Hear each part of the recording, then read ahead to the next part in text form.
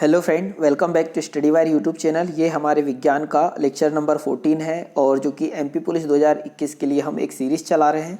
हर एक लेक्चर में हम टोटल 30 क्वेश्चन डिस्कस करते हैं और इसके साथ अगर डिटेल की बात करें तो समथिंग हर लेक्चर में 100+ क्वेश्चन होते ही हैं डिस्कस। ठीक है, मतलब आप अगर ये 30 से 35 मिनट अगर डेली रात को 9 बजे देते तो आप हर पर डे 100 क्वेश्चन सीख रहे होंगे और ये क्वेश्चन के पेपर में आने की संभावनाएं बहुत अधिक होगी। और ये सारे के सारे क्वेश्चन 6वीं से लेकर 10वीं तक की NCERT विज्ञान की बुक है, वहाँ से लिए गए हैं। और जो लोग अगर सही में पढ़ रहे हैं और सिलेक्शन के लिए पढ़ रहे हैं तो आप कोशिश करिए कि 6वीं से लेकर 10वीं तक की जो NCERT की बुक है विज्ञान की, उसे 1 से 2-3 बार कम से कम पढ़िए। और ये लेक्चर सीरीज डेली रात को 9 बजे आप लगाते रहिए तो आपको हर एक क्वेश्चन पेपर में बनेगा, आपके कॉन्सेप्ट अच्छे हो जाएंगे। ठीक है, तो आइए हम लेक्चर स्टार्ट करते हैं। तो आज हम डिस्कस करेंगे क्वेश्चन नंबर 377 से, क्योंकि जो पिछला लेक्चर था हमने उसको 376 तक क्वेश्चन डिस्कस कर चुके हैं। मतलब हम ये बोल सकते हैं कि पिछले लेक्चर जिन लोगों ने नहीं देखे वो देख लीजिए, क्योंकि इससे पहले के सारे क्वेश्चन हम डिस्कस कर चुके हैं। तो यहाँ क्वेश्चन 377वां इस प्रकार है कि तार की लंबाई दुगनी करने पर एम्पियर, ठीक है, यहाँ वैसे एम्पीटर लिखा है, वैसे एम्पियर होगा। ठीक है, एम्पियर की रीडिंग किस प्रकार प्रभावित होगी। तो आप सबसे पहले देखो, यहाँ तार की लंबाई की बात हो रही है, मतलब ओम का नियम काम करेगा। तो V बराबर से क्या होता है, IR होता है, समझना। अगर हम R को दुगुना कर दें, 2R कर दें, तो यहाँ एम्पियर मतलब किसकी बात हो रही है, I। तो I का मान को क्या करना पड़ेगा, अगर V बराबर से IR ही रखना है तो I का मान आधा करना पड़ेगा। तब भी हम देखेंगे V बराबर से IR होगा, क्योंकि 2 से 2 कट जाएगा। अगर आप थोड़ी सी साइंस की समझ रखते हैं तो यहाँ धारा का मान क्या हो गया है, आधा हो गया है। मतलब ऑप्शन नंबर सेकंड हो जाएगा राइट आंसर कि तार की लंबाई दुगनी करने पर एम्पियर की रीडिंग किस प्रकार प्रभावित होगी, तो यह आधी हो जाती है। ठीक है, तो ऑप्शन नंबर सेकंड यहाँ पर हो जाएगा क्या, राइट आंसर। क्वेश्चन नंबर अगला देखते हैं 378वें नंबर का। निम्नलिखित में से किसकी कोई इकाई नहीं होती। ठीक है, तो यहाँ पर आपको जो दे रखा है इकाई का मतलब जो आप SI यूनिट अलग अलग पढ़ते हैं उस इकाई की बात हो रही है कि किसकी कोई इकाई नहीं होती। तो पहला ऑप्शन है घनत्व, सेकंड ऑप्शन है सापेक्षित घनत्व, थर्ड ऑप्शन है विस्थापन और फोर्थ ऑप्शन है दाब। ठीक है, तो निम्नलिखित में से किसकी कोई इकाई नहीं होती।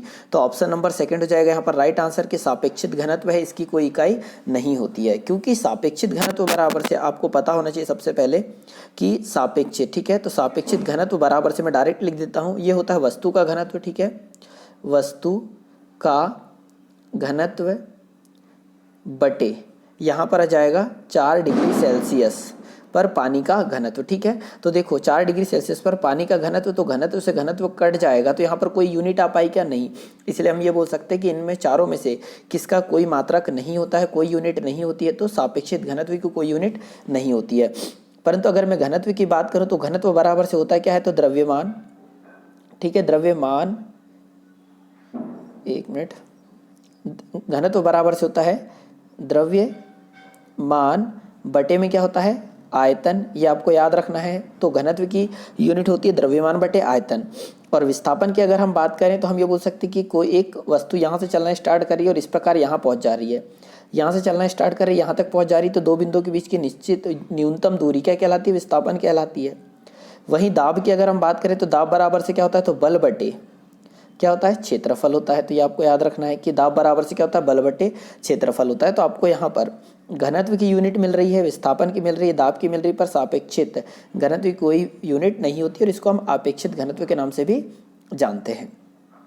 अगला क्वेश्चन देखते हैं 379 की। निम्नलिखित तत्वों में से कौन सा समान तत्व वाले अन्य परमाणु के साथ संयोजित होकर बड़े अणु, वैसे अणु होगा, ठीक है, अणु उत्पन्न करने की विशिष्ट योग्यता रखता है। ठीक है, तो निम्नलिखित में से कौन सा समान तत्व वाले अन्य परमाणु के साथ संयोजित होकर यहाँ पर आ जाएगा बड़े अणु उत्पन्न करने की विशिष्ट योग्यता रखता है। तो पहला ऑप्शन है एल्यूमिनियम, सेकंड ऑप्शन है हाइड्रोजन, थर्ड ऑप्शन है कार्बन और फोर्थ ऑप्शन हो जाएगा नाइट्रोजन।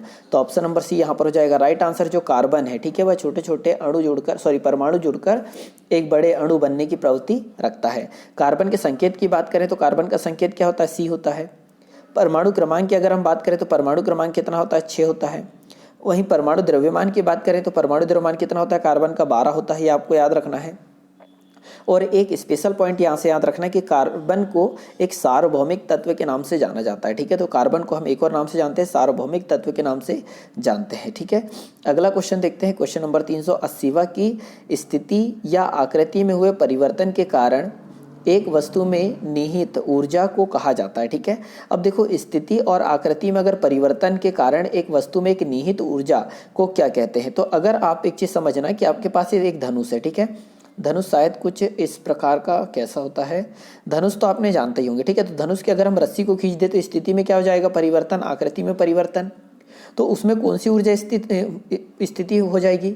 वहीं अगर हम बात करें तो आपके सामने अगर स्प्रिंग दे दे या इस प्रकार की स्प्रिंग को अगर आप दबा दें तो इसकी स्थिति और आकृति दोनों में परिवर्तन हो रहा है। तो इस कंडीशन की यहाँ बात हो रही है कि स्थिति या आकृति में परिवर्तन के कारण एक वस्तु में निहित ऊर्जा को क्या कहा जाता है। तो पहला ऑप्शन है गतिज ऊर्जा, सेकंड ऑप्शन है रासायनिक ऊर्जा, थर्ड ऑप्शन है परमाणु ऊर्जा और फोर्थ ऑप्शन है स्थितिज ऊर्जा, ठीक है। तो ऑप्शन नंबर डी हो जाएगा राइट आंसर। क्या कहते हैं, स्थितिज ऊर्जा कहते हैं। या तो आपको स्प्रिंग को दबा दो तो उसमें स्थितिज ऊर्जा हो जाएगी, या तो आप पानी को रोक दो तो पानी की स्थिति और आकृति दोनों बदल जाएगी, ठीक है। मतलब अगर हम नदी रोक देते हैं तो पानी बढ़ता जाएगा, ठीक है, उसकी स्थिति बदलती जाएगी, तो वहाँ स्थितिज ऊर्जा हो जाएगी। अगर हम धनुष की बात करें तो जब रस्सी को खींचते हैं उसकी, ठीक है, तो उसमें स्थितिज ऊर्जा हो जाती है। मतलब स्थिति और आकृति में जब परिवर्तन होता है तो कौन सी ऊर्जा निहित होती है, तो स्थितिज ऊर्जा निहित होती है। और आपने स्थितिज ऊर्जा का एक समीकरण पढ़ा होगा, नहीं भी पढ़ा होगा तो इसे याद रखिए कि PE बराबर से होता है mgh होता है, ठीक है। स्थितिज ऊर्जा का समीकरण क्या होता है, PE potential energy is equal to mgh। m का मतलब होता है द्रव्यमान, g का मतलब होता है गुरुत्वीय त्वरण और h मतलब क्या होता है,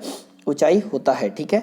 अगला क्वेश्चन देखते हैं, क्वेश्चन नंबर 381 कि किसी जल विद्युत ग्रह में विद्युत ऊर्जा में परिवर्तन होने वाले ऊर्जा कौन सी है। देखो बहुत अच्छे से समझना इस क्वेश्चन को कि देखो किसी जल विद्युत ग्रह, आपने देखा होगा या सुना होगा कि जल विद्युत ग्रह जहाँ पर जल के माध्यम से विद्युत का उत्पादन होता है, ठीक है। तो यहाँ क्वेश्चन क्या बोल रहा है कि किसी जल विद्युत ग्रह में विद्युत ऊर्जा में परिवर्तन होने वाली ऊर्जा, मतलब जो विद्युत ऊर्जा में कन्वर्ट हो रही है ना जो ऊर्जा, वो कौन सी ऊर्जा है, वो हमसे पूछा गया है। तो पहला ऑप्शन है यांत्रिक ऊर्जा, सेकंड ऑप्शन है स्थितिज ऊर्जा, थर्ड ऑप्शन है ऊष्मीय ऊर्जा और फोर्थ ऑप्शन है गतिज ऊर्जा। तो ये समझना कि अगर जल से हम बिजली बना रहे हैं तो सपोज ये एक नहर है, ठीक है, और यहाँ पर हम एक टरबाइन लगा दे रहे हैं, यहाँ पर टरबाइन लगा दे रहे हैं। टरबाइन कुछ इस प्रकार का होता है और पानी इधर से आके इस पर गिर रहा है। तो पानी कब गिर रहा है यहाँ पर आकर, जब गति में हो, तो हम ये बोल सकते हैं कि पानी गति में था। तो जल विद्युत, ठीक है, जल विद्युत ग्रह में क्या होता है, गतिज ऊर्जा में रहता है कौन, पानी, और उसके कारण टरबाइन घूमता है और फिर किस में कन्वर्ट होता है, तो विद्युत ऊर्जा में कन्वर्ट होता है। तो ऑप्शन नंबर डी है यहाँ पर क्या राइट आंसर। आई होप आप इस एग्जाम्पल के माध्यम से चीजें समझे होंगे।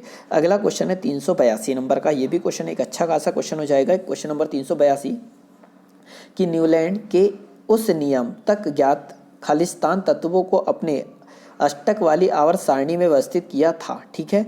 मतलब ये बोलना चाह रहा है यहाँ पर कि न्यूलैंड जो थे, ठीक है, उस समय तक ज्ञात, मतलब न्यूलैंड ने उस समय तक ज्ञात खालिस्तान तत्वों को अपनी अष्टक वाली आवर्त सारणी में व्यवस्थित किया था। तो न्यूलैंड के न्यूलैंड की जो सारणी थी, ठीक है, जो इन्होंने तत्व व्यवस्थित किए थे, टोटल कितने तत्व थे यहाँ पूछा गया है। तो पहला ऑप्शन है 63, सेकंड ऑप्शन है 55, थर्ड ऑप्शन है यहाँ 58 और फोर्थ ऑप्शन हो जाएगा 17, ठीक है। तो ये चारों ऑप्शन आंसर नहीं है इसका, है टोटल कितने तत्व थे, 56 थे ना। यहाँ थोड़ा हम ये बोल सकते हैं कि थोड़ी ज़्यादा गलती हुई है यहाँ टाइपिंग में, है ना। तो यहाँ टोटल कितने तत्व थे, 56, ये आपको याद रखना है। न्यूलैंड का अष्टक नियम कब दिया गया था, तो आप इसे याद रखेंगे 1866 में दिया गया था। न्यूलैंड थे कहाँ के, तो ये ब्रिटेन के थे, ये आपको याद रखना है, ठीक है। तो ब्रिटेन के थे, 56 तत्व थे और 1866 में दिया था। अगर आपसे पूछ ले कि न्यूलैंड का अष्टक नियम कितने तत्वों तक पूर्णतः लागू होता है, तो सिर्फ 20 तत्व तक, शुरू के 20 तत्व तक। और 20वां तत्व कौन सा था, तो वो कैल्शियम हुआ करता था कि कैल्शियम तक पूर्णतः लागू होता है। अगर आपसे पूछ ले कि इस न्यूलैंड के अष्टक नियम का लास्ट तत्व कौन सा था, तो थोरियम था, ये आपको याद रखना है। कितना था, क्या था, थोरियम था, ये आपको याद रखना है, ठीक है। तो ये न्यूलैंड से जुड़ी कुछ जानकारियाँ हो गई, और 2-3-4 जानकारियाँ और आप यहाँ से याद रख सकते हैं, ठीक है। कि एक छोटा सा क्वेश्चन आता है कि सबसे भारी तत्व कौन सा है, तो ओस्मियम है, और सबसे हल्का तत्व की बात करें तो लिथियम है ना। ये छोटे छोटे पॉइंट में बताते चलूंगा क्योंकि ऐसे क्वेश्चन मैंने डाले ही नहीं है ज़्यादा छोटे क्वेश्चन, है ना, क्योंकि आप कोई भी पुस्तक पढ़ेंगे तो नॉर्मल चीज़ें आपको मिलते रहेगी। अगला क्वेश्चन है 383 नंबर का कि निम्न में से कौन सा घोल बिजली का चालक नहीं है। मतलब हम ये बोल दें कि इनमें से अगर हम घोल बनाएं, ठीक है, जैसे सोडियम हाइड्रोक्साइड का घोल, सेकंड ऑप्शन यहाँ दिया है कि ग्लूकोज का घोल, थर्ड ऑप्शन दिया है कि एसिटिक एसिड का घोल, और फोर्थ ऑप्शन है हाइड्रोक्लोरिक एसिड का घोल। मतलब अगर हम इन्हें घोल बनाएं इन चारों में से सबका, तो ऐसा कौन सा घोल होगा जिसमें से बिजली का चालक नहीं होगा। तो सबसे पहले ये समझना, ठीक है, जो आंसर आपको पता होगा तो बहुत अच्छी बात है। अगर सोडियम हाइड्रोक्साइड की बात करें तो फॉर्मूला क्या होता है, NaOH होल ट्वाइस होता है, ठीक है, NaOH होल ट्वाइस होता है सोडियम हाइड्रोक्साइड का फॉर्मूला। जब इसे अगर हम पानी में घोलते हैं तो ये बन जाता है Na+ और OH- में टूट जाता है। तो जहाँ पर अगर ये आयन में टूट जाते हैं पानी में घुलने के बाद, तो यहाँ से बिजली चालन होती है, मतलब पहले में चालन होगी, क्योंकि जो सोडियम हाइड्रोक्साइड का फॉर्मूला है NaOH होल ट्वाइस, ठीक है। तो ये जब पानी में घोलेंगे तो Na प्लस और OH माइनस में टूटेगा, तो यहाँ से बिजली का चालन होगा। वहीं पर अगर हम सेकंड ऑप्शन की बात करें तो ग्लूकोज दे रखा है, ठीक है। तो ग्लूकोज को 1 मिनट, ये आंसर ही हमारा कि ग्लूकोज से बिजली का प्रवाह नहीं होगा। परंतु थर्ड देखो, एसिटिक एसिड की बात करें तो एसिटिक एसिड क्या होता है, ठीक है, C2H5COOH, ठीक है। ये एसिटिक एसिड का फॉर्मूला होता है। इसे भी अगर हम तोड़ेंगे तो यहाँ पर प्लस और माइनस दोनों मिलेगा। और हाइड्रोक्लोरिक अम्ल की बात करें तो ये होता है HCl, ठीक है। HCl को हम हाइड्रोक्लोरिक अम्ल के नाम से जानते हैं। और इसे जब पानी में मिलाएंगे तो H प्लस और Cl माइनस में टूटेगा, तो इससे भी बिजली का प्रवाह होगा। परंतु अगर मैं ग्लूकोज की बात करूं तो ग्लूकोज का फॉर्मूला होता है C6H12O6 होता है, ठीक है। ये फॉर्मूले भी आपको सारे याद रखना है और याद करना है, ना याद हो तो लिखते जाना है कॉपी में, ज़्यादा अच्छा होगा, क्योंकि मैं हर एक फॉर्मूला आपको ऐसे ही कंप्लीट करा दूंगा। तो जो ग्लूकोज का फॉर्मूला होता है C6H12O6, जब इसे पानी में घोलेंगे तो कोई आयन नहीं देगा, जिस कारण से इसके घोल में कोई बिजली का प्रवाह नहीं होगा। तो ऑप्शन नंबर सेकंड है यहाँ पर राइट आंसर कि किसके घोल में बिजली का प्रवाह या चालक नहीं होता है, तो ग्लूकोज का। अगला क्वेश्चन देखते हैं, क्वेश्चन नंबर 384 नंबर का।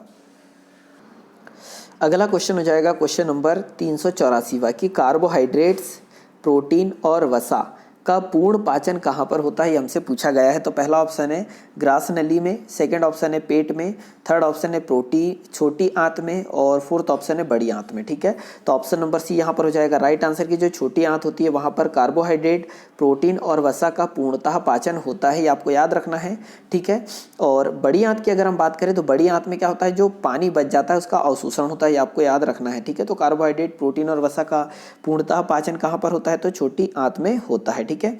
और सारी चीज़ें आपको याद रखना है। यहाँ पर अब छोटी आंत की अगर बात कर ही दी है तो छोटी आंत की टोटल जो लंबाई होती है वो होती है 6 मीटर, ठीक है। कितनी होती है, 6 मीटर होती है छोटी आंत की लंबाई। और इसकी अगर चौड़ाई की बात करें तो 2.5 सेंटीमीटर इसकी क्या होती है, त्रिज्या होती है। मतलब इतनी मोटाई की क्या होती है, छोटी आंत होती है, और इसकी लंबाई होती है 6 मीटर, ये आपको याद रखना है, ठीक है। और जैसे ही छोटी आंत जो होती है वो किससे जुड़ी होती है, तो अमाशय से जुड़ी होती है, ये आपको पता होगा अगर आपने पढ़ा होगा तो।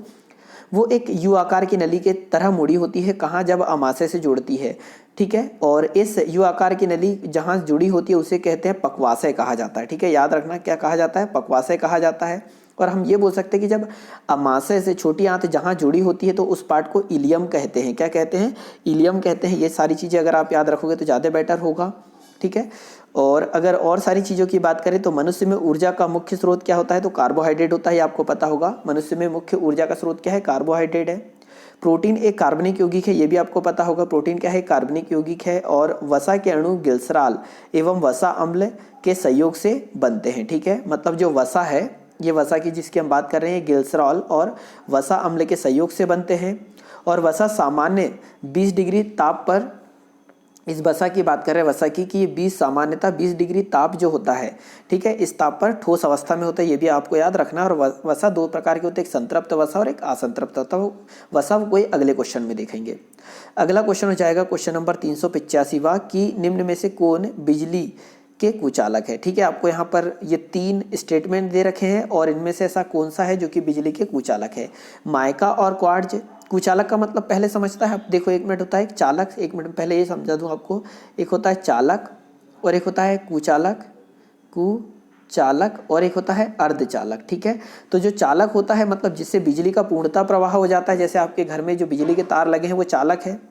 एक अर्धचालक होते हैं, अगर आपने कभी किसी टीवी को या डेग को जो रहते थे पुराने ज़माने में, उसे अगर खोल के देखा होगा तो उसमें ट्रांजिस्टर वगैरह लगे रहते थे, वो होते हैं अर्धचालक। और कुचालक का मतलब अगर हम बात करें तो आपके सामने पुस्तक रखी होगी, अगर पुस्तक के एक सिरे को बिजली के एक सिरे से टच करेंगे तो दूसरे सिरे तक बिजली जाएगी क्या, नहीं, तो उसे कहा जाता है कुचालक, ठीक है। तो यहाँ पर हमसे वही पूछा गया है कि निम्न में से कौन बिजली का कुचालक है। तो पहला ऑप्शन है माइका और क्वार्ट्ज, सेकंड ऑप्शन है धातु और रबर, थर्ड ऑप्शन है धातु और माइका। तो यहाँ देखेंगे धातु तो चालक होता है, धातु चालक होता है, तो सेकंड और थर्ड तो आंसर हो नहीं सकता, तो केवल फर्स्ट इसका राइट आंसर है। तो केवल फर्स्ट कौन से ऑप्शन में है, डी में, तो ऑप्शन नंबर डी होगा राइट आंसर। माइका क्या होता है ये चीज़ समझो, तो आपने देखा होगा मेरे वीडियो लेक्चर आते हैं जो मैथ्स के होते हैं, जिस पे मैं लिखता हूँ ना उसे कहा जाता है माइका, वैसे वो सन माइका होता है, ठीक है, तो उसे ही कहा जाता है क्या, माइका। और क्वार्ट्ज की अगर हम बात करें तो क्वार्ट्ज आपने एक चीज़ देखी होगी, आपका जो ग्लास गार्ड लगा है, जिस फोन में आप देख रहे हैं तो ग्लास गार्ड लगा है वो स्पेशली क्वार्ट्ज का बना हुआ है, ठीक है। जो कांच होता है स्पेशली उसे कहा जाता है, पर एक क्वार्ट्ज एक कांच का ही रूप है। जो आपका ग्लास गार्ड है वो क्वार्ट्ज का बना हुआ है। तो जो आपका ग्लास गार्ड है उससे बिजली का प्रवाह नहीं होगा। और माइका मतलब जिस बोर्ड पर मैं लिख के आपको पढ़ाता हूँ ना, उस पर भी कोई बिजली का प्रवाह नहीं होता है। दोनों क्या होते हैं, कुचालक होते हैं। इसीलिए ऑप्शन नंबर डी है यहाँ पर राइट आंसर। अगला क्वेश्चन देखते हैं 386 नंबर का, कि विस्थापन में परिवर्तन की दर को क्या कहा जाता है। तो बहुत सिंपल सा क्वेश्चन है कि विस्थापन में परिवर्तन की दर को क्या कहा जाता है। तो पहला ऑप्शन है त्वरण, सेकंड ऑप्शन है गति, थर्ड है दूरी और फोर्थ ऑप्शन है वेग। तो ऑप्शन नंबर डी हो जाएगा यहाँ पर राइट आंसर, कि वेग में परिवर्तन की दर, सॉरी क्या बोला है यहाँ पर, विस्थापन है ना, तो विस्थापन मतलब डी हो जाएगा डिस्प्लेसमेंट। विस्थापन में परिवर्तन की दर मतलब डी अपॉन टी को क्या कहा जाता है, तो वेग कहा जाता है। तो वी बराबर से क्या होता है, डी अपॉन टी होता है, ठीक है। मतलब वेग बराबर से होता है विस्थापन बटे समय, विस्थापन बटे समय होता है। और इसके अगर हम मात्रक की बात करें तो विस्थापन को हम मीटर से रिप्रेजेंट करेंगे और समय को टी से, तो मीटर प्रति सेकंड हो जाएगा वेग का मात्रक, ठीक है। ये चीज़ें आपको याद रखना है। अगला क्वेश्चन हो जाएगा 387वें नंबर का, कि स्थितिज ऊर्जा और गतिज ऊर्जा के योग को किस नाम से जाना जाता है ना। स्थितिज ऊर्जा और गतिज ऊर्जा के योग को किस नाम से जाना जाता है। ये भी एक सिंपल क्वेश्चन है, 2-3 बार मैं इसे रिपीट कर दूंगा, आपको सारी चीज़ें समझ में आने लगेगी। तो पहला ऑप्शन है विद्युत ऊर्जा, सेकंड है रासायनिक ऊर्जा, थर्ड ऑप्शन हो जाएगा प्रकाश ऊर्जा और फोर्थ ऑप्शन है यांत्रिक ऊर्जा। तो जब स्थितिज ऊर्जा और गतिज ऊर्जा की बात होती है और इन दोनों के बीच में अगर प्लस लगा दिया जाए तो ये हमेशा और हमेशा यांत्रिक ऊर्जा के नाम से जाना जाता है। तो ऑप्शन नंबर डी हो जाएगा यहाँ पर राइट आंसर, ठीक है। और अगर मैं एक छोटा सा क्वेश्चन आपसे पूछ लूँ कि जो ऊर्जा है, ठीक है, ऊर्जा कैसी राशि है, सदिश या अदिश, आपको बताना है, ठीक है। तो अगर आपको पता हो तो कमेंट बॉक्स में अभी कमेंट करके बताओ कि जो ऊर्जा है वो सदिश राशि है या अदिश, ठीक है। अगला क्वेश्चन देखते हैं, क्वेश्चन नंबर 388वां, कि 12 डिग्री सेल्सियस पर जल की भौतिक अवस्था क्या होती है, ठीक है। तो देखो 12 डिग्री सेल्सियस पर जल की भौतिक अवस्था क्या होती है, मतलब 12 डिग्री सेल्सियस जब टेम्परेचर होता है तो जल कैसी अवस्था में रहता है, किस प्रकार दिखाई देता है, वो हमसे पूछा गया है। पहला ऑप्शन है गैस, सेकंड ऑप्शन है ठोस, थर्ड ऑप्शन है द्रव और फोर्थ ऑप्शन है आयनिक। तो 12 डिग्री सेल्सियस पर जो जल की अवस्था होती है वो कैसी अवस्था होती है, तो द्रव अवस्था होती है। ऑप्शन नंबर सी यहाँ पर हो जाएगा राइट आंसर, ठीक है। तो जल और डिग्री सेल्सियस की बात हुई तो 4 से 5 चीज़ें यहाँ पर याद रखना, कि जो ये जल है, ये जल का जो क्वथनांक है, ठीक है, ये होता है कितना, 100 डिग्री सेल्सियस, मतलब जिस पर ये उबलता है। और अगर हम इसके हिमांक की बात करें तो किस ताप पर ये जमता है, तो 0 डिग्री सेल्सियस पर जमता है। ये 2 चीज़ें आपको याद हो गई, ठीक है, जल का। अब यहाँ पर 2 चीज़ें और याद रखना है कि जब अगर हम जल को ठंडा करते जाते हैं तो 10 डिग्री सेल्सियस से अगर हम इसे और कम करते जाए तो 4 डिग्री सेल्सियस तक आने में, समझना कि जब 10 डिग्री सेल्सियस पर जल है, इसे अगर हम कम करते जाएंगे ताप तो कितना होगा, 4 डिग्री सेल्सियस। तो यहाँ जब इधर आएंगे तो घनत्व बढ़ते जाता है, ठीक है।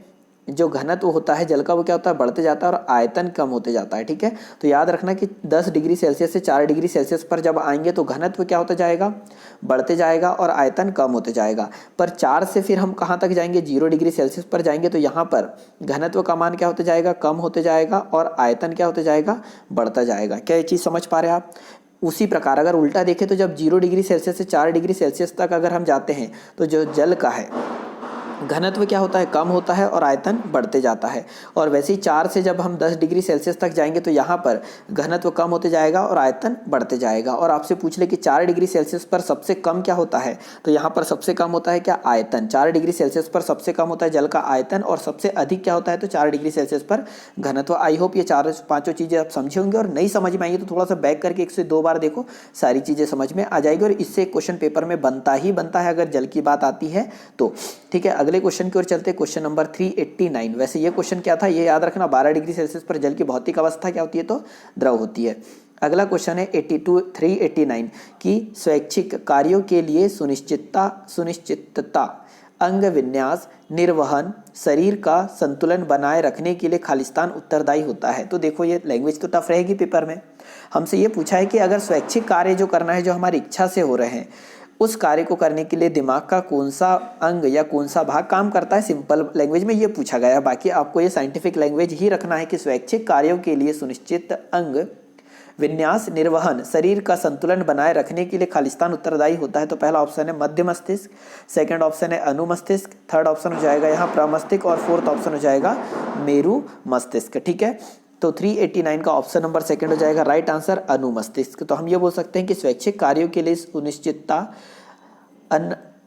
सुनिश्चितता अंग या अंग विन्यास निर्वहन शरीर का संतुलन बनाए रखने के लिए अनुमस्तिष्क उत्तरदायी होता है, ठीक है। और एक चीज और याद रखना कि जो अनुमस्तिष्क होता है इसे एक और नाम से जानते हैं जिसे बोलते हैं मेटेनसेफेलॉन, ठीक है। मेटेनसेफेलॉन कहा जाता है किसको, अनुमस्तिष्क को मेटेनसेफेलॉन कहा जाता है, ये आपको याद रखना है, ठीक है।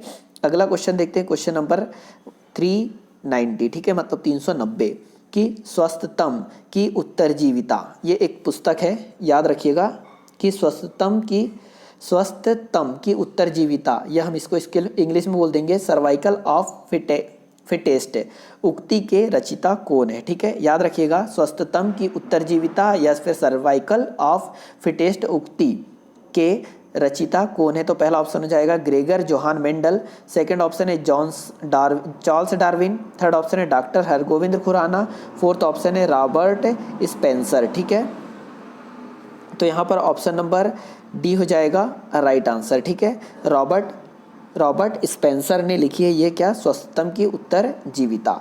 अगला क्वेश्चन देखते हैं, क्वेश्चन नंबर 391 हो जाएगा कि निम्नलिखित में से कौन सा पानी के साथ कैल्शियम की अभिक्रिया के लिए सही नहीं है, ठीक है। तो हम ये बोल रहे हैं कि जब पानी और कैल्शियम की अभिक्रिया होती है, पानी मतलब क्या H2O और कैल्शियम मतलब Ca, जब इन दोनों की अभिक्रिया होती है तो कौन सा सही नहीं है वो हमसे पूछा है। तो इन दोनों की अभिक्रिया के बारे में सबसे पहले पता होना आपको कि होता क्या है, तभी आप बता सकते हैं कि यहाँ पर कौन सा ऑप्शन सही होगा, ठीक है। तो आप 10वीं क्लास की NCERT पढ़ेंगे तो आपको मिलेगा पढ़ने को। तो पहला ऑप्शन है अभिक्रिया की तीव्रता कम होती है, सेकंड ऑप्शन है कैल्शियम तैरना शुरू कर देता है, थर्ड ऑप्शन है निकलने वाली ऊष्मा कम होती है और फोर्थ ऑप्शन है H2 गैस निकलती है। तो ये देखो सबसे पहले कि कैल्शियम है एक धातु, और धातु अगर है तो इसकी जब पानी से क्रिया होगी तो हाइड्रोजन गैस निकलती है, ये तो सही है और हमसे गलत वाला पूछा है। अब क्या होता है कि निकलने वाली ऊष्मा कम होती है, यहाँ पर जो सी है वो भी बिल्कुल सही है कि जब कैल्शियम और पानी की जब क्रिया होती है तो निकलने वाली ऊष्मा कम होती है, ये भी सही है। और जब कैल्शियम को पानी में डाला जाता है तो ये तैरना स्टार्ट कर देता है, ये भी सही है। इसका मतलब ऑप्शन नंबर फर्स्ट जो गलत है वो पूछा गया था, तो ऑप्शन नंबर फर्स्ट हो जाएगा राइट आंसर की अभिक्रिया तीव्रता कम होती है, ये गलत होगा यहाँ पर, ठीक है। तो 391 का ये आपको याद रखना है, ठीक है। अगले क्वेश्चन की ओर चलते हैं, क्वेश्चन नंबर 392 हो जाएगा कि किस कोशिका को ऑर्गेनल का कोशिका का मास्टर कहा जाता है, ठीक है। जैसा क्वेश्चन है बिल्कुल ऐसा ही आपको देखने को मिलेगा, पुस्तक पढ़ोगे तो आप कि किस कोशिका को ऑर्गेनल का कोशिका का मास्टर कहा जाता है। तो पहला ऑप्शन हो जाएगा एंडोप्लाज्मिक रेटिकुलम, जिसे ER के नाम से जानते हैं आप, ठीक है, 9th क्लास की पुस्तक में है ये, माइटोकॉन्ड्रिया, और थर्ड ऑप्शन है यहाँ पर न्यूक्लियोलस, और फोर्थ ऑप्शन है नाभिक, ठीक है। तो 392 का ऑप्शन नंबर डी हो जाएगा यहाँ पर राइट आंसर नाभिक। तो हम ये बोल सकते हैं कि नाभिक कोशिका, ऑर्गेनल को कोशिका का मास्टर कहा जाता है। और अब यहाँ नाभिक की अगर बात हो रही है तो नाभिक की अगर खोजकर्ता की बात करें तो रॉबर्ट ब्राउन ने खोजा था, ठीक है। नाभिक को, जो कोशिका के अंदर नाभिक होता है जिसे हम केंद्रक भी कहते हैं, ठीक है, क्या बोलते हैं, नाभिक को केंद्रक भी कहते हैं। तो इस केंद्रक की खोज किसने की थी, तो रॉबर्ट ब्राउन ने करी थी, और कब करी थी, तो 1831 में। तो 1831 में केंद्रक की खोज की थी कौन ने, रॉबर्ट ब्राउन ने, ये आपको याद रखना है, ठीक है। अगला क्वेश्चन देखते हैं, क्वेश्चन नंबर 393 हो जाएगा कि लंगर डालकर रोकी हुई नाव, ठीक है, आपने नाव रोकते हुए देखा होगा कि लंगर डालकर रोकी हुई नाव लहरों में हिल रही है, ठीक है, जिसके तरंग का ऊपरी सिरा 100 मीटर, ठीक है, 100 मीटर अलग है। तरंग के लिए ऊपरी सिरा का वेग 25 मीटर पर सेकेंड है, तो नाव के हिलने की आवृत्ति कितनी होगी। तो ये क्वेश्चन एक न्यूमेरिकल हो जाएगा, अगर आप थोड़ा सा जानते हैं न्यूमेरिकल बारे में तो ही आप इसे कर पाएंगे, अदरवाइज नहीं कर पाएंगे, ठीक है। तो ये देखो यहाँ पर कि हमसे पूछा क्या है कि इसका जो ऊपर नीचे होने की जो क्रिया है, ठीक है, ये जो हो रहा है उसका कितना है 100 मीटर, सॉरी, जिनके तरंग के ऊपरी सिरा, यहाँ पर जो 100 मीटर दिया है वह सॉरी वो 100 सेंटीमीटर होगा ना, 100 सेंटीमीटर होगा। तो अगर हम यहाँ चाल में सबसे पहले एक फॉर्मूला याद रखो कि वेग बराबर से होता है, ठीक है, वेग बराबर से होता है आवृत्ति, ठीक है, आवृत्ति गुणित तरंग दैर्घ्य, तरंग दैर्घ्य को लैम्डा से रिप्रेजेंट करते हैं तो मैं डायरेक्ट लैम्डा लिख देता हूँ। तो हमने क्या बोला कि वेग बराबर से होता है आवृत्ति मतलब v गुणित तरंग दैर्घ्य मीन्स हो जाएगा ये लैम्डा। क्लियर हो पा रहा है यहाँ। तो हमें यहाँ पर पूछा क्या है उन्होंने कि आवृत्ति पूछा मतलब v का मान पूछा है, तो ये क्या हो जाएगा वेग, तो वेग है हमारा 25 मीटर पर सेकेंड। लैम्डा की अगर हम बात करें कि ऊपर नीचे तरंग जो हो रही है तो वो लैम्डा है, ठीक है, इससे हम बोलते हैं तरंग दैर्घ्य, ठीक है। तो तरंग दैर्घ्य मतलब 100 से अगर हम जब भाग देंगे तो आ कितना जाएगा 0.25 हर्ट्ज जाएगा, मतलब ऑप्शन नंबर सेकंड होगा राइट आंसर। थोड़ा सा आप मेरी मानो तो न्यूमेरिकल जितने एनसीईआरटी में दिए उतने आप जरूर कर लीजिए, क्योंकि हो सकता है कि न्यूमेरिकल पेपर में आ जाए। बाकी मैं अपने तरफ से कम 1000 क्वेश्चन अलग से करा दूंगा एग्जाम टाइम में, है ना, जो न्यूमेरिकल होंगे स्पेशली। 394 नंबर का क्वेश्चन हो जाएगा कि निम्नलिखित में से कौन सा एक द्विविस्थापन अभिक्रिया नहीं है। मतलब ये 4 अभिक्रिया दे रखी है आपको, ऐसी कौन सी अभिक्रिया है जो द्विविस्थापन अभिक्रिया नहीं है। क्लास 10th का क्वेश्चन है ये। तो पहला ऑप्शन हो जाएगा CuSO4 प्लस H2S की जब क्रिया होती है तो बनता है CuS प्लस H2SO4। सेकेंड यहाँ ऑप्शन दिया है आपको Mg3N2 प्लस 6H2O की जब क्रिया होगी तो MgOH whole twice plus 2NH3। Third option है BaCl2, ठीक है, BaCl2 और H2SO4 की क्रिया होती है तो BaSO4 और 2HCl बन रहा है। फोर्थ ऑप्शन है NaOH प्लस HCl की क्रिया होती है तो NaCl और H2O बनता है। तो हमें ये बताना है कि इनमें से कौन सा गलत है, वो हमें बताना है कि कौन सी विस्थापन अभिक्रिया नहीं है। तो ऑप्शन नंबर सेकंड यहाँ पर हो जाएगा राइट आंसर की Mg3N2 6H2O ये जो क्रिया है वह विस्थापन अभिक्रिया नहीं है, बाकी सारी की सारी द्विविस्थापन अभिक्रिया होगी यहाँ, ठीक है। तो आप द्विविस्थापन अभिक्रिया के बारे में पढ़ो तो आपको ये सारी चीज़ें पता चल जाएगी, क्योंकि अगर मैं यहाँ समझाऊँ तो समथिंग आधे घंटे लग जाएंगे इतना ही बताने में। अगला क्वेश्चन है 395 नंबर का कि एक तत्व का परमाणु क्रमांक कितना है 17 है। तो आपको ये पता होना कि परमाणु क्रमांक 17 किसका होता है, तो क्लोरीन का होता है, ये आपको पता चल चुका है। तो एक तत्व का परमाणु क्रमांक 17 है तो ये क्या है, तो क्लोरीन की बात हो रही, तो क्लोरीन क्या है ये आपको पता चल चुका होगा अब तक। तो पहला ऑप्शन है एक क्षारीय धातु, सेकंड ऑप्शन है एक दुर्लभ गैस, थर्ड ऑप्शन है एक हैलोजन गैस और फोर्थ ऑप्शन हो जाएगा संक्रमण धातु। तो ऑप्शन नंबर सी यहाँ पर हो जाएगा राइट आंसर की जो क्लोरीन होता है इसका परमाणु क्रमांक 17 है और ये एक हेलोजन गैस है, ठीक है। तो हम हेलोजन किसको बोलते हैं ये याद रखना। तो ये पीरियोडिक टेबल होता है, ठीक है, आवर्त सारणी जिसे हम बोलते हैं। तो यहाँ पर आता है 18वां समूह, ये लास्ट वाला होता है 18वां समूह जिसको बोलते हैं हम अक्री गैस कहते हैं। क्या बोलते हैं, अक्री गैस। और इसके अंतर्गत कौन आता है, तो helium, neon, argon, krypton, xenon, radon आता है, ठीक है, 18वें समूह में। वहीं अगर हम इस 17वें समूह की बात करें तो इस 17वें समूह को कहा जाता है क्या, हेलोजन तत्व। और हेलोजन तत्व में क्या आता है, तो फ्लोरीन, क्लोरीन, ब्रोमीन, आयोडीन और एस्टाटीन, ठीक है, ये सारी चीजें आती है। हेलोजन में क्या क्या आता है, तो फ्लोरीन, क्लोरीन, ब्रोमीन, आयोडीन और एस्टाटीन, और ये 17वें वर्ग से संबंधित है। तो ऑप्शन नंबर सी हो जाएगा राइट आंसर। तो यहाँ पर आपको देखो क्या समझ में आ रहा है कि परमाणु क्रमांक दे देगा पेपर में, तो पहले तो ये पता होना कि परमाणु क्रमांक है तो ये तत्व कौन सा, और ये तत्व कौन सा है तो पीरियोडिक टेबल में है कहाँ पे, और जिस समूह में उस समूह को क्या कहा जाता है, ये सारी चीजें पता होगी तभी आप सॉल्व कर पाएंगे, अदरवाइज नहीं, क्योंकि इनको रटा नहीं जा सकता है। एक समझ वाले क्वेश्चन है, ठीक है। अगला क्वेश्चन है कि इनमें से कौन सी विधि जल को पंकिल जल से अलग करेगी। बहुत अच्छा क्वेश्चन है, ऐसा कैसा आपको पुस्तक में पढ़ने को मिलेगा कि निम्न में से कौन सी विधि द्वारा जल को पंकिल जल से अलग करेगी। तो पहला ऑप्शन हो जाएगा पृथक्कारी कीप विधि, सेकंड ऑप्शन है आसवन, थर्ड ऑप्शन है क्रिस्टलीकरण और फोर्थ ऑप्शन है निस्यंदन, ठीक है। तो 396 का ऑप्शन नंबर डी हो जाएगा यहाँ पर राइट आंसर, निस्यंदन।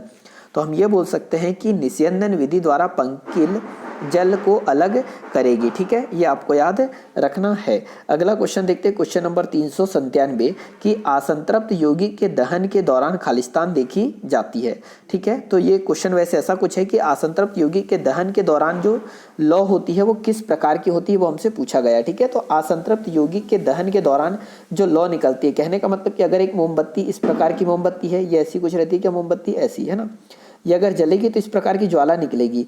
अगर ये असंतृप्त यौगिक का दहन हो रहा है, दहन हो रहा है मतलब ये संतृप्त नहीं है, तो उसकी जो लौ होगी वो किस कलर की होगी वो हमसे पूछा गया है। तो साफ लौ, सेकंड ऑप्शन है नीली लौ, थर्ड ऑप्शन है लाल लौ और फोर्थ ऑप्शन हो जाएगा पीली लौ, ठीक है। और ये 6वीं क्लास का क्वेश्चन है, ज्यादा बड़ा क्वेश्चन नहीं है ना। तो ऑप्शन नंबर डी हो जाएगा यहाँ पर राइट आंसर, पीले कलर की होती है। तो हम ये बोल सकते हैं कि असंतृप्त यौगिक के दहन के दौरान पीली लौ दिखाई देती है, ठीक है। और जो नीली लौ होती है, ये याद रखना कि आपने देखा होगा आपके घर में जो गैस सिलेंडर है आप जब जलाते हो तो नीले कलर की जलती है। तो जो नीली लौ होती है ना उसका ज्वलन ताप सर्वाधिक होता है, ठीक है, क्या होता है, सर्वाधिक होता है, ये आपको याद रखना है। और जो लाल होती है वो बीच की होती है ना, तो सबसे कम ज्वलन ताप होगा पीली का, सबसे अधिक होगा नीली का और बीच वाली क्या हो जाएगी, लाल वाली हो जाएगी। अगला क्वेश्चन हो जाएगा कि निम्नलिखित में से कौन सा बायोमास ऊर्जा का एक स्रोत नहीं है, ठीक है। तो सबसे पहले तो देखो बायोमास ऊर्जा आपको पता होना, ठीक है। तो बायोमास ऊर्जा का मतलब होता है कि हमारी प्रकृति में जो भी चीजें पाई जाती है और उनसे जो एनर्जी निकलती है उससे बोलते हैं बायोगैस कहते हैं, ठीक है। मतलब जैसे हम ये बोल सकते हैं, समझना पहले बायोमास ऊर्जा किसको बोलते हैं। जैसे अगर कोई चीज़ सड़ रही है, ठीक है, जैसे गोबर सड़ रहा है या घास सड़ रहा है, तो इससे इससे निकलेगा मेथेन निकलेगा। तो मेथेन किसके अंतर्गत आ जाता है, तो बायो गैस के अंतर्गत आ जाता है। वैसे अगर हम बोल सकते हैं कि इससे CO2 भी निकलता है तो वो भी बायोमास ऊर्जा के अंतर्गत आ जाता है। इससे नाइट्रोजन निकलता है तो वो भी बायोमास ऊर्जा के अंतर्गत आ जाता है। तो क्वेश्चन हमारा इसी प्रकार है कि निम्नलिखित में से कौन सा बायोमास ऊर्जा का एक स्रोत नहीं है। तो देखो, लकड़ी अगर जब हम गलाएंगे तो इससे भी कुछ ना कुछ एक गैस निकलेगी, तो वो बायोमास ऊर्जा के अंतर्गत आएगा। इथेनॉल की अगर हम बात करें तो ये भी, इथेनॉल आप जानते होंगे कि इथेनॉल का फॉर्मूला क्या होता है। जो आप एल्कोहल की बात कर रहे हैं, ठीक है, तो वो होता है, एक होता है इथेनॉल, मतलब C2H5OH की बात कर रहे हैं, मतलब जो शराब होती है ना उसकी बात हो रही। तो इथेनॉल भी एक प्रकार का क्या है कि जब हम कोई खाने वाले पदार्थ, जैसे वो कुछ भी हो सकता है, जैसे अंगूर हुआ, सेब हुआ, महुआ हुआ, अगर आप ये चीज़ें जानते होंगे, तो इन्हें जब सड़ाते गलाते तब इथेनॉल बनाया जाता है। तो ये भी इस प्रकार से, इसमें से भी CO2 गैस अलग से निकलती है, तो वो भी बायोमास का उदाहरण, बायोमास ऊर्जा का उदाहरण होगा। और गोबर, जो गाय का गोबर होता है, इससे तो खुद मेथेन निकलती है, मतलब CH4 निकलती है, मेथेन निकलती है, तो ये भी बायोमास ऊर्जा का उदाहरण होगी। तो परमाणु ऊर्जा है जो कि बायोमास ऊर्जा का स्रोत नहीं है। तो ऑप्शन नंबर डी हो जाएगा राइट आंसर। आई होप आप बायोमास ऊर्जा भी समझे होंगे और ये सारे ऑप्शन भी आप समझ पाए होंगे। और लेक्चर अगर अच्छा लग रहा हो तो इसे लाइक और शेयर जरूर करते हैं, ठीक है। अगला क्वेश्चन हो जाएगा क्वेश्चन नंबर 399 की उत्तल लेंस की फोकस लंबाई 50 सेंटीमीटर है तो उसकी शक्ति की गणना करें। तो सबसे पहले तो फॉर्मूला पता होना कि उत्तल लेंस हो या अवतल लेंस, उसकी फोकस लंबाई इतनी दी है तो उसकी शक्ति की गणना करना है। तो शक्ति होता है P बराबर से 1/f, ये फॉर्मूला होता है, आप याद रखना। P का मतलब है यहाँ पर शक्ति कौन की, लेंस की शक्ति या लेंस की क्षमता जिसको हम बोलते हैं, और F का मतलब होता है फोकस दूरी, ठीक है, ये याद रखना यहाँ पर। तो अब यहाँ देखो मैंने फॉर्मूला क्या लिखा, P बराबर से 1/f लिखा, ये आपको पता होना चाहिए। और ये होता है डायोप्टर, और F की वैल्यू हमेशा यहाँ मीटर में लिखी जाती है, ये आप समझ चुके हैं क्या। अब ये देखो कि P बराबर से होता है 1/f। अब उसने बोला कि उत्तल लेंस की फोकस दूरी, ये चीज मैं पहले एक बार बताया था कि जब भी अगर -d अगर यूज करें तो ये अवतल लेंस होता है, और +d यूज करें तो ये कौन सा लेंस होता है, उत्तल लेंस होता है। ये चीज समझे क्या, अगर -d यूज करें तो अवतल लेंस, और अगर +d यूज करें तो उत्तल लेंस होता है। फिर से फॉर्मूला लिखता हूं मैं कि P = होता है 1/f। अब यहाँ हमें दिया है कि उत्तल लेंस है कि फोकस लंबाई कितनी है, 50 सेंटीमीटर है। अब ये 50 सेंटीमीटर है, तो 50 सेंटीमीटर को हम मीटर में अगर कन्वर्ट करेंगे तो यहाँ पर देखो P बराबर से शक्ति का मान चाहिए, P का मान चाहिए, तो 1/f का मान कितना हो जाएगा, 50। अब अगर हम इसे मीटर में कन्वर्ट करेंगे तो अंश में 100 का क्या कर देंगे, गुणा, तो 50 से कम 50, 50 दूनी 100, तो 2 आ जाएगा, और 2 डी का मतलब होता है डायप्टर, जो कि लेंस की क्षमता का मात्रक होता है डायप्टर। तो P का मान कितना आ गया, 2D आ गया। तो ऑप्शन नंबर सेकंड हो जाएगा यहाँ पर राइट आंसर। और जो लोग नहीं समझ पाए तो P बराबर से, ये सेंटीमीटर में दिया है तो डायरेक्ट 100/50 करो, आंसर आएगा। 100 हमने इसलिए कर दिया क्योंकि सेंटीमीटर को हमने मीटर में कन्वर्ट करा और 50 सेंटीमीटर था, ठीक है, तो ये मीटर में कन्वर्ट हो चुका, तो आ जाएगा 2, और 2 डायप्टर, ऑप्शन नंबर सेकंड है राइट आंसर। अगला क्वेश्चन हो जाएगा क्वेश्चन नंबर 400 कि पराग कण किसमें पाए जाते हैं, ठीक है। तो देखो इसके लिए आपको 7th और 8th की NCERT थोड़ी अच्छे से पढ़नी पड़ेगी, आपको ये सारी क्वेश्चन के आंसर मिलेंगे यहाँ। तो देखो पराग कण किसमें पाए जाते हैं, तो पहला ऑप्शन हो जाएगा वर्तिकाग्र, सेकंड ऑप्शन हो जाएगा बीजांड, थर्ड ऑप्शन हो जाएगा पराग कोश, और फोर्थ ऑप्शन हो जाएगा पुष्प गुहा या लोक्यूल, ठीक है। तो यहाँ पर 400 का ऑप्शन नंबर सी हो जाएगा राइट आंसर कि पराग कोश में पाए जाते हैं क्या, पराग कण पाए जाते हैं, तो ऑप्शन नंबर सी है यहाँ पर राइट आंसर, ठीक है। कुछ चीज़ें यहाँ पर याद रखना कि पराग कणों, ठीक है, समझना, पराग कणों के पराग कोश से मुक्त होकर, ठीक है, जो पराग कण होते हैं वो पराग कोश से मुक्त होकर उसी जाति के पौधे के जायांग या वर्तिकाग्र तक पहुंचने की क्रिया को परागण कहते हैं। वापस से समझना कि पराग कणों का पराग कोश से मुक्त होकर उसी जाति के पौधों के जायांग या वर्तिकाग्र तक पहुंचने की क्रिया को परागकण कहते हैं, ठीक है। और जो परागण है वो 2 प्रकार का होता है, और यहाँ से PSC में क्वेश्चन बना था 2019 में, ठीक है। तो परागण कितने प्रकार के होते हैं, दो प्रकार के, एक होता है स्वपरागण और एक होता है परपरागण। दोनों नाम याद रखिएगा, एक होता है स्वपरागण और एक परपरागण। स्वपरागण से पेपर में क्वेश्चन बना था, स्वपरागण परागण किसको बोलते हैं, ये याद रखिएगा कि जब एक पुष्प के परागकण उसी पुष्प के वर्तिकाग्र पर या उसी पौधे में स्थित किसी अन्य पुष्प के वर्तिकाग्र पर पहुंचता है तो उसे स्वपरागण कहते हैं। तो पेपर में यही क्वेश्चन आया था कि एक पुष्प के सॉरी एक पौधा है, उसका एक पुष्प का परागकण उसी पौधे के अन्य पुष्प के पराग कोष वर्तिक आगर पर पहुंचते तो कौन सा परागण होता है, तो स्वपरागण। या एमपीपीएससी का क्वेश्चन बन चुका है। और एक होता है पर परागण। पर परागण का मतलब होता है जब एक पुष्प का परागकण उसी जाति के दूसरे पौधे पर स्थित पुष्प के वर्तिक आगर पर पहुंचता है तो उसे बोलते हैं पर परागण कहते हैं। ये आपको याद रखना है, ठीक है। और जो परागण की क्रिया के लिए एक माध्यम की जरूरत होती है वो होता है वायु, कीट, जल, किसी के भी माध्यम से हो सकते हैं, ठीक है। तो ये लेक्चर में इतना ही। अगले लेक्चर में हम कल फिर मुलाकात होगी रात को 9 बजे। और लेक्चर यहाँ अगर अच्छा लगा तो इसे लाइक और शेयर जरूर कीजिएगा, ठीक है। इतनी हेल्प आप करिए। कोई भी प्रॉब्लम अगर हो आपको तो आप कमेंट बॉक्स में कमेंट कर सकते हैं। बाकी मेरा अपना व्हाट्सअप नंबर दे रखा है तो आप उसमें व्हाट्सअप कर सकते हैं, ठीक है, कोई भी प्रॉब्लम के लिए। तो इस लेक्चर में इतना ही। अगले लेक्चर में फिर मुलाकात होगी। जब तक के लिए जय हिंद, जय भारत।